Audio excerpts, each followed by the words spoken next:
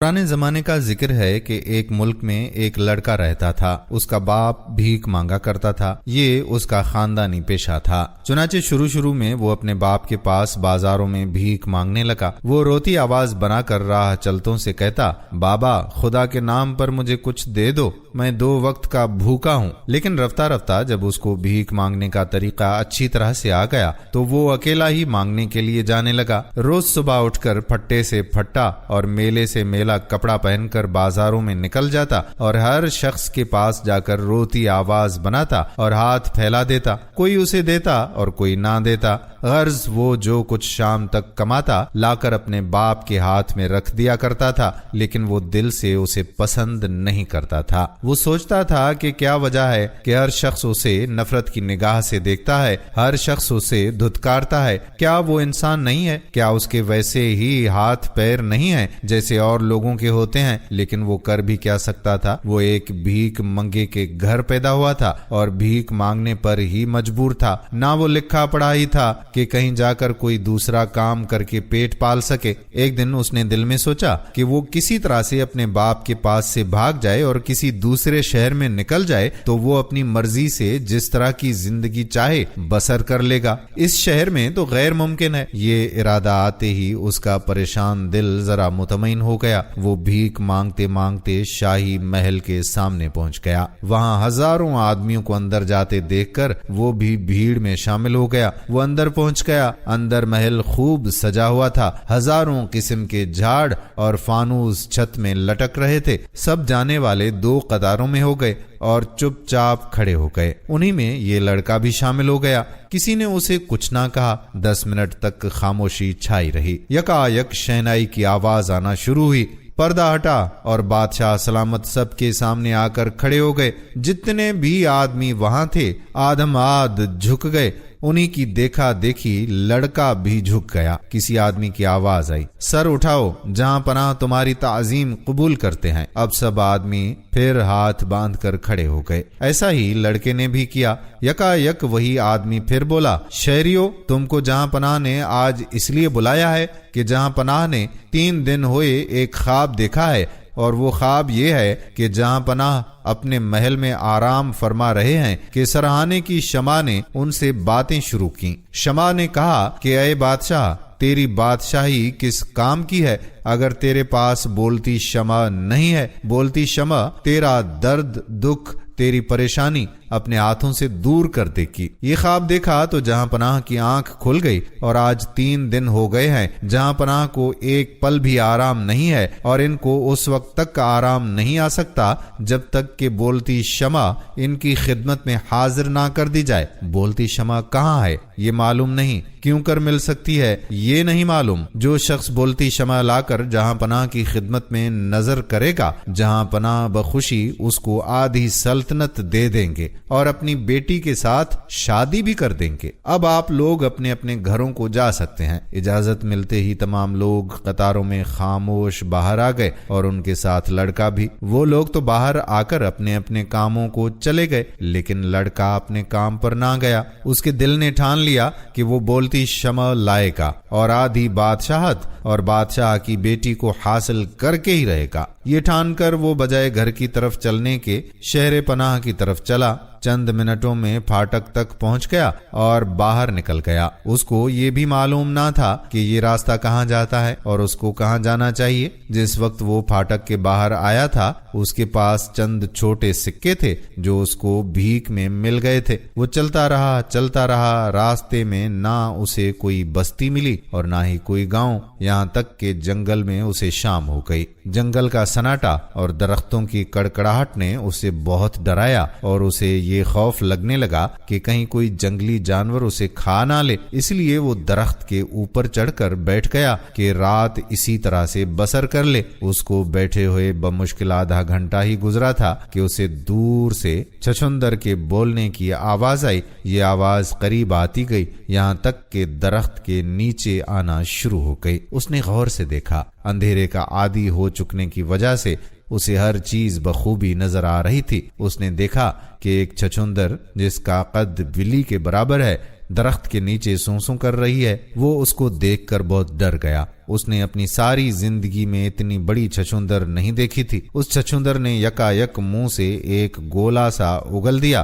یہ گولا اس درجہ روشن تھا کہ جیسے چاند ہو۔ اس کی روشنی میں اسے چھچھندر صاف نظر آئی۔ وہ چھچھندر اس گولے کو اگل کر اس کی روشنی میں ادھر ادھر گھومنے لگی اور ایک بارگی کسی چیز کا پیچھا کرتے ہوئے بہت دور نکل گئی۔ لڑکے کے دل میں یک بارگی یہ خیال پیدا ہوا کہ اس گولے کو لے کر اتر کر دیکھوں کہ یہ کیا چیز ہے۔ یہ سوچ کر وہ چپکے سے نیچے اترا اور اس نے گولے کے پاس ہاتھ بڑھایا، یہ دیکھنے کے لیے کہ کہیں یہ گرم تو نہیں ہے۔ گرمی نہ محسوس کر کے اس نے چپکے سے وہ گولا اٹھا لیا اور جیب میں رکھ کر درخت پر چڑھ گیا۔ روشنی کے غائب ہوتے ہی چھچھندر تیزی سے اس درخت کے نیچے آئی۔ وہاں وہ گولا نہ پا کر اس نے درخت سے سر ٹکرانا شروع کیا۔ رات بھر وہ روتی رہی اور صبح کو کسی طرف بھاگ گئی۔ جب دن روشن ہوا تو لڑکا درخت سے نیچے اترا اور پھر آگے کو روانہ ہوا۔ جب بھوک لگتی تو جنگل کے پھل کھا لیتا اور چشموں کا پانی پی لیتا۔ تمام دن چلتے چلتے پھر اسے جنگل میں رات ہو گئی اور وہ ایک درخت پر چڑھ کر بیٹھ گیا۔ تقریباً آدھی رات کے وقت ایک جانور نے دوسرے جانور سے کہا کہ بھائی کچھ باتیں کرو جو رات کٹے۔ دوسرے جانور نے کہا کہ بات کیا کروں، ایک پرانی کہانی یاد آئی ہے، کہو تو سناؤں۔ وہ جانور بولا کہ اس سے بڑھ کر بھلا کیا بات ہے۔ دوسرے جانور نے کہا کہ سنو، ہزارہ برس کی بات ہے کہ ایک جادوگر کوقاف کے نیچے رہتا تھا۔ وہ اتنا زبردست جادوگر تھا کہ تمام جادوگر اس کو خدا مانتے تھے۔ اس نے اپنے جادو کے زور سے دو چیزیں بنائی تھیں، ایک بولتی شمع اور دوسری جادو کا گولا۔ بولتی شمع میں یہ صفت تھی کہ جیسے ہی وہ جلائی جاتی اگلی پچھلی باتیں بتا دیتی۔ اس کے علاوہ جس چیز کے متعلق اس سے پوچھا جاتا اس کا پورا احوال سنا دیتی تھی۔ اب پہلے جانور نے کہا کہ اس گولے میں کیا صفت تھی؟ دوسرے جانور نے کہا کہ اس گولے میں یہ صفت تھی کہ وہ مثل چاند کے روشن ہے اور اندھیرے میں دور تک اس سے اجالا پھیل جاتا ہے۔ جس کے پاس وہ گولا ہو اس پر جادو اثر نہیں کر سکتا۔ وہ جانوروں کی بولی سمجھ سکتا ہے اور اگر دیووں اور جنوں سے مقابلہ پڑ جائے تو دیو اور جن دونوں اس آدمی سے نہیں جیت سکتے جس کے پاس وہ گولا موجود ہو۔ پہلے جانور نے کہا کہ اور کوئی صفت؟ تو دوسرے نے کہا کہ ہاں اور صفت بھی ہے، اگر کہیں کوئی دریا ملے تو وہ جادوگر کا گولا دریا میں کشتی بن جاتا ہے۔ آدمی ادھر پہنچ کر اس کشتی کو اٹھا لے اور دوبارہ گولا بن جائے گی۔ پہلے جانور نے کہا کہ پھر اس جادوگر کا کیا حشر ہوا؟ پہلا جانور کہنے لگا کہ ہاں میں کہانی چھوڑ ہی گیا اور باتوں میں پھنس گیا۔ وہ جادوگر جب مرنے لگا تو اس نے جادو کے زور سے ایک باغ بنایا اور اس میں وہ شمع رکھ دی تاکہ وہ کسی کے ہاتھ نہ لگے۔ وہ جانور بولا کہ وہ باغ ہے کہاں؟ دوسرے جانور نے کہا کہ ابے تو بال پوچھتا ہے، بال کی کھال پوچھتا ہے۔ وہ باغ یہاں سے 1000 کوس کے فاصلے پر کوہ کاف کے نیچے ہے۔ راستے میں 2 دریا ایسے پڑتے ہیں جن پر نہ پل ہے اور نہ کشتی ہی ہے جس سے وہ پار کیے جا سکیں، اور راستے میں کئی دیووں اور جنوں کے ملک ہیں۔ کوئی وہاں بھلا کیا پہنچ سکتا ہے؟ البتہ اگر کسی کے پاس جادو کا وہ گولا ہو اور وہ ہمت والا بھی ہو تو بولتی شمع تک پہنچ سکتا ہے۔ تو جادو کا گولا جادوگر نے اس سے بھی زیادہ حفاظت سے رکھا ہے۔ اس جادوگر نے ایک چھچھندر لے کر پالی تھی، اس کو جادو کا کھانا کھلا کر اتنا بڑا کر لیا جتنی بڑی کہ بلی ہوتی ہے۔ پھر اس نے اس کو وہ گولا نگلوا دیا۔ دن بھر وہ چھچھندر ادھر ادھر پھرا کرتی ہے، رات کو وہ اس کو اگل دیتی ہے اور اس کی روشنی میں اپنا شکار مارا کرتی ہے، پھر اس کو نگل کر چل دیتی ہے۔ یہ دونوں اتنا ہی کہہ پائے تھے کہ آسمان پر صبح کی سفیدی پھیل گئی اور وہ دونوں چلے گئے۔ لڑکے نے غور سے ان دونوں کی باتوں کو سنا۔ وہ سمجھ گیا کہ یہ گولا وہی جادو کا گولا ہے اور بولتی شمع کوہ قاف کے اوپر ہے، لہذا وہ نیچے اترا اور آگے روانہ ہو گیا۔ جاتے جاتے اس کو ایک بستی نظر آئی جس کے لوگ بہت حیران اور پریشان تھے۔ لڑکے نے ان سے دریافت کیا کہ کیا بات ہے، تو انہوں نے کہا کہ ایک دیو یہاں لاگو ہو گیا ہے جو بستی کے 8 آدمیوں کو ہر 8ویں دن کھا جاتا ہے۔ آج اس کے آنے کا دن ہے، اس لیے سب لوگ ادھر ادھر چھپتے پھرتے ہیں۔ لڑکے نے کہا کہ تم نہ گھبراؤ، میں اکیلا اس کو مار دوں گا۔ یہ کہہ کر وہ بستی کے باہر اس مقام پر ٹھہر گیا جہاں دیو آ کر ٹھہرا کرتا تھا۔ اس مقام پر چاروں طرف آدمیوں کی ہڈیوں کا ڈھیر لگا ہوا تھا۔ یہ ان آدمیوں کی ہڈیاں تھیں جن کو دیو مار کر کھا لیتا۔ اس کو وہاں انتظار کرتے چند منٹ ہوئے تھے کہ لمبا چوڑا دیو جس کا رنگ کالا تھا اور آگے سے دانت بہت بڑے تھے وہ آیا اور اس کے سامنے آ کر بولا، ارے میرا پہلا لقمہ اتنا ہی ذرا سا، بھلا مجھے کیا سیری ہوگی؟ لڑکے کو یقین تھا کہ اس کی جیب میں جادو کا گولا موجود ہے، لہذا وہ لڑکا اکڑ کر بولا کہ زیادہ باتیں نہ بنا، پہلے مجھ سے مقابلہ کر لے پھر مجھے کھانے کا ارادہ کرنا۔ دیو اس کی بات پر ہنسا اور اپنا ہاتھ اس کو پکڑنے کے لیے بڑھایا۔ لڑکے نے اس کا ہاتھ اپنی طرف آتے دیکھ کر اس کی انگلیوں کو اپنی گرفت میں لے لیا اور ایک جھٹکا مارا، اس کی انگلیاں ٹوٹ گئیں۔ اب وہ مارے درد کے چیخنے لگا۔ اب کہ دیو نے دوسرا ہاتھ اس کو پکڑنے کے لیے بڑھایا، لڑکے نے اس کا وہ ہاتھ جو پکڑ کے کھینچا تو جڑ سے اکھڑ گیا۔ اب تو دیو کا مارے درد کے برا حال ہونے لگا اور اس کو یقین ہو گیا کہ یہ لڑکا جان ہی سے مار دے گا، لہذا وہ اس کے قدموں میں گر پڑا اور بولا کہ مجھے جان سے نہ ماریے، میں آپ کے بہت کام آؤں گا اور میں اس کا وعدہ کرتا ہوں کہ کبھی اس بستی کا رخ نہیں کروں گا۔ لڑکے نے کہا کہ تیرے دونوں ہاتھ تو بیکار ہو گئے، تو میرے کیا کام آئے گا؟ دیو نے کہا کہ اگر میری جان بخش دی جائے تو میں چشمہ سلیمانی میں جا کر نہا لوں گا، میرے ہاتھ فوراً ٹھیک ہو جائیں گے۔ لڑکے نے کہا کہ اچھا، میں تمہیں معاف کرتا ہوں، لیکن خبردار اب ادھر کا رخ نہ کرنا۔ دیو نے اس کا بہت بہت شکریہ ادا کیا اور بولا کہ آپ یہیں ٹھہریے، میں ابھی نہا کر آتا ہوں، اگر آگے کہیں جانے کا ارادہ ہے تو میں منٹوں میں آپ کو پہنچا دیتا ہوں۔ لڑکے نے اس کی بات مان لی اور وہیں انتظار کرنے لگا۔ اتنے میں بستی کے آدمی اس کو زندہ سلامت دیکھ کر اس کے پاس آئے اور اس کے قدموں پر گر پڑے۔ لڑکے نے ان سب کو تسلی دی کہ اب وہ دیو آئندہ سے ان کو نہیں ستائے گا۔ وہ لوگ خوشی خوشی اپنے گھروں کو لوٹ گئے۔ اتنے میں وہی دیو بالکل اچھا ہو کر واپس آ گیا۔ بولا کہ چلیے، آپ کہاں جانا چاہتے ہیں؟ لڑکے نے کہا کہ مجھے کوہ کاف جانا ہے۔ اس نے کہا کہ مجھے چلنے میں تو عذر نہیں ہے، لیکن راستے میں ایک دیووں کی اور جنوں کی سلطنت پڑتی ہے، آپ وہاں سے کیسے گزریں گے؟ لڑکے نے کہا کہ تم مجھ کو پہلے دیووں کی سلطنت تک پہنچا دینا، جب میں اس کو جیت لوں گا تو آگے چلنا۔ دیو نے کہا کہ میں پہنچا کر وہیں چھپ جاؤں گا، جب آپ میرے بال کو جلائیں گے تو میں فوراً حاضر ہو جاؤں گا۔ یہ کہہ کر وہ لڑکے کو لے کر اڑ گیا۔ کئی گھنٹے اڑنے کے بعد اس نے لڑکے کو ایک قلعے کے سامنے اتار دیا اور بولا کہ یہ قلعہ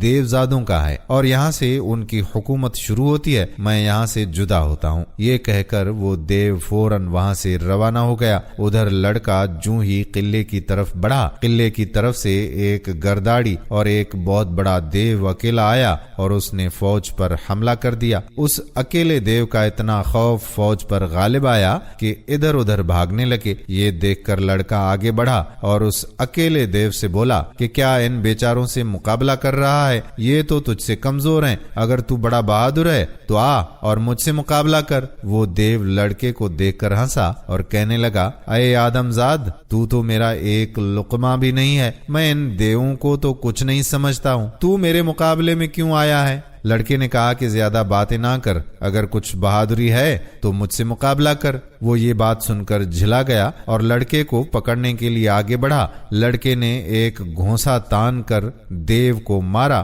گھونسے کا پڑنا تھا کہ دیو چکرا کر زمین پر بیٹھ گیا۔ اس کی ناک سے خون جاری ہو گیا۔ اپنے دشمن کو بے بس دیکھ کر سارے دیو دوڑ پڑے اور انہوں نے اس دیو کے ہاتھ پیروں میں ہتھ کڑیاں اور بیڑی ڈال دی اور اس کو قید کر کے قلعے کے اندر لے گئے۔ دیووں کا بادشاہ قلعے سے باہر نکل آیا اور لڑکے کی بڑی خاطر مدارات کی اور شکریہ ادا کیا اور بولا کہ میرے لائق کوئی خدمت ہے تو بتائیے۔ لڑکے نے کہا کہ کچھ نہیں، بس اتنا کہ آپ مجھے ایک رقعہ لکھ دیجئے کہ آپ کی ساری سلطنت میں کوئی مجھے نہ روکے۔ دیووں کے بادشاہ نے فوراً وہ رقعہ لکھ دیا۔ لڑکے نے بال جلائے اور اس کا دیو فوراً حاضر خدمت ہوا۔ لڑکا فوراً دیو کے کندھوں پر بیٹھ گیا اور آگے روانہ ہو گیا۔ تقریباً 1 گھنٹہ اڑنے کے بعد دیو اتر پڑا اور بولا کہ وہ دیکھیے سامنے دریا نظر آ رہا ہے، میں آپ کو لے کر اس کے پار نہیں جا سکتا، البتہ اکیلا پار ہو سکتا ہوں۔ لڑکے نے کہا کہ تم فکر نہ کرو، تم اوپر اوپر اڑو،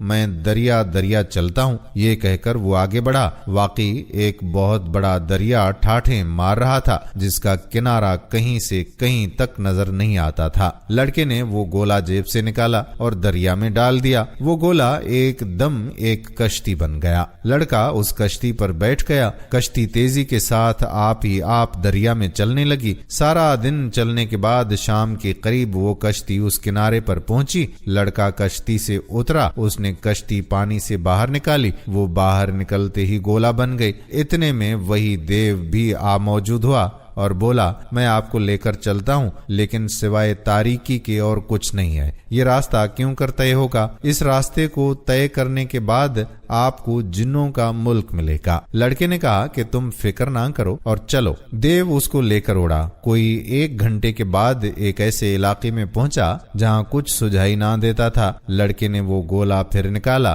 چاروں طرف روشنی پھیل گئی۔ اس گولے کی روشنی میں وہ دیو اڑتا گیا یہاں تک کہ اس کو ایک مقام پر سورج کی روشنی نظر آئی۔ اب دیو رک گیا اور بولا یہاں سے جنوں کا علاقہ شروع ہوتا ہے اور میں اب چھپ جاتا ہوں۔ لڑکے نے کہا کہ تم جا سکتے ہو۔ اب لڑکا خود آگے بڑھا۔ وہ بمشکل چند قدم گیا ہوگا کہ بہت سے جنوں نے اسے پکڑ لیا اور اپنے بادشاہ کے سامنے اسے لے گئے جو وہیں جنگل میں شکار کھیل رہا تھا۔ جنوں کے بادشاہ نے اسے دیکھتے ہی پوچھا کہ تم آدم زاد ہو اور یہاں کیسے آئے ہو؟ لڑکے نے کہا کہ آدم زاد سب کچھ کر سکتے ہیں اور جہاں چاہتے ہیں پہنچ سکتے ہیں۔ جنوں کے بادشاہ نے کہا کہ اگر آدم زاد سب کچھ کر سکتے ہیں تو ہم سارے جنات بڑی مصیبت میں پھنسے ہوئے ہیں، کیا وہ مصیبت آدم زاد ٹال سکتے ہیں؟ لڑکے نے کہا کہ بے شک، بتائیے آپ پر کیا مصیبت آن پڑی ہے؟ جنوں کے بادشاہ نے کہا کہ 1 سال سے ہم پر کچھ عجیب قسم کی چڑیاں حملہ کرتی ہیں۔ وہ چڑیاں اتنی بڑی ہیں کہ ہم نے آج تک ویسی چڑیاں نہیں دیکھی۔ ان کے سر انسانوں کے سے ہیں اور جسم چڑیوں کے سے ہیں۔ وہ جب ہم پر حملہ کرتی ہیں تو ہم بالکل بے ہوش ہو جاتے ہیں۔ ان کا حملہ ان کا گانا ہے۔ جب انہوں نے گانا شروع کیا ہم سب مست ہو جاتے ہیں اور وہ اپنے پنجوں سے ہمیں زخمی کر جاتی ہیں۔ ہر مہینے ان کا غول آتا ہے اور ہم کو زخمی کر جاتا ہے۔ ان سے بچنے کی کوئی تدبیر بتاؤ۔ لڑکے نے کہا کہ ان کے آنے کا کون سا دن ہے؟ جنوں کے بادشاہ نے کہا کہ کل صبح ان چڑیوں کو آنا چاہیے۔ ہم سارے جنات کل کے دن اپنے گھروں میں بند رہیں گے اور کوئی گھر کے باہر نہیں نکلے گا۔ لڑکے نے کہا کہ کل میں باہر رہوں گا۔ جنات اس کو اپنے ساتھ شہر لے گئے اور اس کو اپنے ساتھ بہت آرام سے رکھا۔ دوسرے دن صبح اس نے دیکھا کہ سارے کے سارے جنات اپنے اپنے مکانوں میں بند ہو کر بیٹھ گئے ہیں۔ سارا شہر ویران نظر آنے لگا ہے۔ لڑکا یہ دیکھ کر باہر نکلا۔ اتنے میں اسے ایک سیاہ آندھی آتی ہوئی نظر آئی جو شہر کی جانب آ رہی تھی۔ اس نے غور سے دیکھا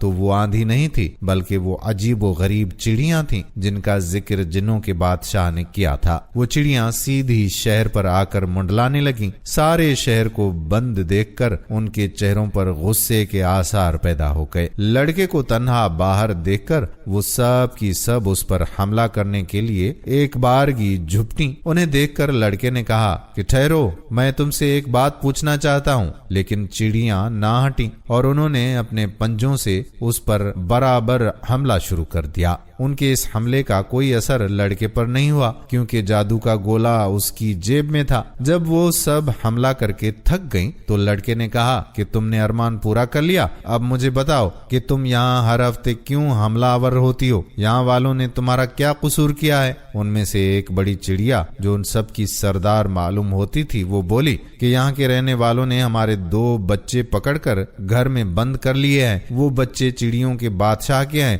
ہم ان کی رہائی چاہتی ہیں اور ہم کوئی دشمنی نہیں چاہتی۔ لڑکے نے کہا کہ آپ ٹھہریے، میں ابھی جا کر معلوم کرتا ہوں۔ یہ کہہ کر لڑکا بادشاہ کے محل میں گیا اور دروازے پر دستک دی۔ شاہی ملازموں نے ڈرتے ڈرتے دروازہ کھولا اور لڑکے کو اندر کرتے ہی بند کر دیا۔ لڑکا سیدھا بادشاہ کے پاس گیا اور بولا کہ آپ کے ہاں ان چڑیوں کے بادشاہ کے 2 بچے پکڑ لیے گئے ہیں، اس لیے یہ چڑیاں ہر ہفتے فرشتے آ کر یہاں حملہ کرتی ہیں۔ بادشاہ نے کہا کہ مجھے نہیں معلوم، میں ابھی تلاش کراتا ہوں۔ بادشاہ کے پوچھنے پر معلوم ہوا کہ خود اسی کی چھوٹی لڑکی نے 2 بچے ایک جال میں پہاڑی کے نیچے پائے تھے اور ان کو اس نے ایک پنجرے میں رکھ چھوڑا ہے۔ لڑکے نے ان بچوں کو پنجرے سے نکلوا لیا اور اپنے ساتھ لے کر باہر آ گیا۔ چڑیاں ان بچوں کو دیکھ کر مارے خوشی کے دیوانی ہو گئیں۔ لڑکے نے کہا کہ جنوں کے بادشاہ نے معافی مانگی ہے کہ اس کی لڑکی نے ان بچوں کو پکڑ لیا، اس کو معلوم نہیں تھا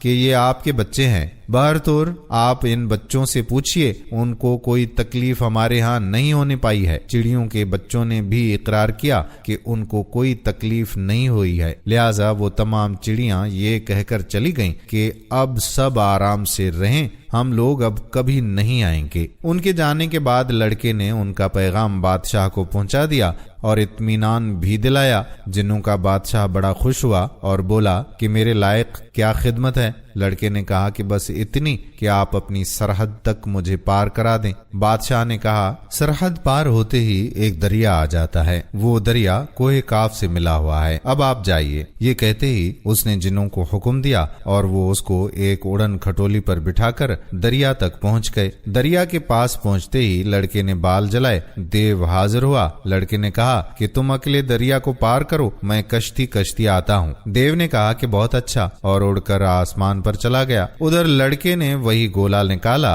اور وہی کشتی بن گئی، اور اسی کشتی پر بیٹھ کر وہ دریا کے پار اترا۔ دریا پار کرتے ہی اس نے کشتی کو پانی سے نکالا اور وہ گولا بن گئی۔ اتنے میں دیو بھی آ گیا۔ چونکہ شام ہو رہی تھی لہذا وہ دونوں دریا کے کنارے سو گئے۔ صبح جب لڑکے کی آنکھ کھلی تو اس نے دیکھا کہ ایک بہت بڑا پہاڑ سامنے نظر آ رہا ہے جس کا کوئی راستہ نظر نہیں آتا۔ لڑکے نے دیو کو جگایا۔ دیو نے اٹھتے ہی کہا کہ یہی کوہ کاف ہے، اس پر چڑھنے کا کوئی راستہ نہیں ہے، میں آپ کو لے کر اس باغ تک پہنچائے دیتا ہوں جو جادوگر نے لگایا ہے، میں باہر ہی ٹھہرا رہوں گا، اندر نہیں جا سکتا۔ میں نے سنا ہے کہ اندر بہت سی بلائیں ہیں، وہاں وہی جا سکتا ہے جس کے پاس جادوگر کا گولا ہو۔ لڑکے نے کہا کہ اچھا۔ چنانچہ دیو اس کو کندھے پر بٹھا کر چوٹی پر لے گیا۔ چوٹی اوپر سے بہت چوڑی تھی اور اس پر ایک باغ لگا ہوا تھا جس کا پھاٹک بند تھا۔ دیو نے اس کو اتارتے ہوئے کہا کہ میں نے سنا ہے کہ جس کے پاس جادوگر کا گولا ہو وہ گولے کو ہاتھ میں لے کر چلے گا تو کوئی بلا اس کو نہ ستا سکے گی۔ لڑکے نے کہا کہ اچھا، تم باہر ٹھہرو، میں اندر جاتا ہوں۔ یہ کہہ کر اس نے گولا ہاتھ میں لے لیا، دروازے کے پاس پہنچا۔ دروازے میں ایک بہت بڑا تالا لگا ہوا تھا۔ یکایک گولے میں سے ایک کرن نکلی اور کنجی کی طرح قفل میں پڑ کر گھوم گئی۔ قفل کھٹ سے کھل گیا اور نیچے گر پڑا۔ اسی گولے سے ایک اور کرن نکلی اور اس نے دروازے کو باتوں باتوں میں کھول دیا۔ لڑکا جب اندر گیا تو اس نے دیکھا کہ 2 لوہے کے آدمی تیر کمان ہاتھ میں لیے ہوئے کھڑے ہیں۔ ان لوہے کے آدمیوں نے 2 تیر لڑکے کی طرف پھینکے، لیکن گولے سے ایک کرن نکل کر ان تیروں سے لپٹ گئی اور ان تیروں کو جلا دیا۔ پھر وہی کرن ایک شعلہ بن کر ان دونوں پتلوں پر گری اور وہ دونوں پتلے دھڑا دھڑ جلنا شروع ہو گئے۔ لڑکا اندر بڑھا۔ چاروں طرف طرح طرح کے پھول کھلے ہوئے تھے اور چمن بندی کی ہوئی تھی۔ ان پھولوں سے ایک ایسی خوشبو نکل رہی تھی جو لڑکے پر نیند کی کیفیت لا رہی تھی۔ یکایک اسی گولے سے شعلے نکلے اور ان شعلوں نے ان چمنوں اور پھولوں کو جلانا شروع کر دیا۔ لڑکا آگے بڑھتا جا رہا تھا اور تمام کے تمام چمن جل کر ختم ہوئے جا رہے تھے، یہاں تک کہ لڑکا بیچوں بیچ باغ میں پہنچ گیا۔ وہاں ایک سنگ مرمر کی دریچی بنی ہوئی تھی جس میں ایک شمع دان میں بولتی شمع تھی۔ آواز آئی کہ بولتی شمع اٹھا کر آپ اپنی کمر میں رکھ دیجئے۔ لڑکے نے ایسا ہی کیا۔ شمع کا اکھڑنا تھا کہ ایک بہت بڑا شور اٹھا، گویا کہ ہزاروں آدمی چیخ رہے ہوں۔ یکایک وہ سارا باغ دھواں بن گیا اور دھواں بن کر اڑ گیا۔ اب جو دھواں صاف ہوا تو لڑکے نے دیکھا کہ خالی زمین پڑی ہے جس پر میں کھڑا ہوں اور سامنے دیو کھڑا تھر تھر کانپ رہا ہے۔ لڑکے نے اسے بہت تسلی دی اور شمع کو اپنی کمر میں رکھ کر بہت خوش ہوا۔ پھر اسی کسی دیو پر سوار ہو کر پھر اسی راستے سے واپس ہوا۔ اسی طرح راستہ طے کرتے کرتے وہ اپنے وطن کے شہر پناہ میں داخل ہوا۔ اس نے دیو کو وہاں سے رخصت کر دیا اور اس طرح وہ شاہی محل کے دروازے پر پہنچا اور سپاہیوں سے بولا کہ مجھے بادشاہ سلامت کے حضور میں پہنچا دو۔ سپاہی اسے لیے ہوئے بادشاہ کے حضور میں گئے۔ بادشاہ اس وقت عدالت کر رہا تھا اور اس کے سامنے مقدمہ پیش تھا۔ مقدمہ یہ تھا کہ ہیرے کے دو دعوے دار تھے، ایک کہتا تھا کہ میرا ہے، دوسرا کہتا تھا کہ میرا ہے۔ ان دونوں نے اس بات پر قسم کھائی تھی۔ گواہ دونوں میں سے ایک کا بھی نہیں تھا۔ بادشاہ مقدمے کا فیصلہ کرتے ہوئے حیران تھا۔ لڑکے کو عدالت میں دیکھ کر پوچھا کہ یہ لڑکا کون ہے اور یہاں کیوں آیا ہے؟ لڑکے نے کہا کہ جہاں پناہ، میں بولتی شمع حضور کے واسطے لے کر آیا ہوں۔ بادشاہ کو اس کی بات کا یقین نہیں آیا اور قہقہا مار کر بولا تو بولتی شمع لایا ہے؟ لا کہاں ہے؟ لڑکے نے کمر سے وہ شمع نکال کر بادشاہ کو دی۔ شمع معمولی قسم کی تھی۔ بادشاہ نے کہا کہ اس کا کیا ثبوت ہے کہ یہ بولتی ہوئی شمع ہے؟ لڑکے نے کہا کہ حضور اسے روشن کیے دیتا ہوں،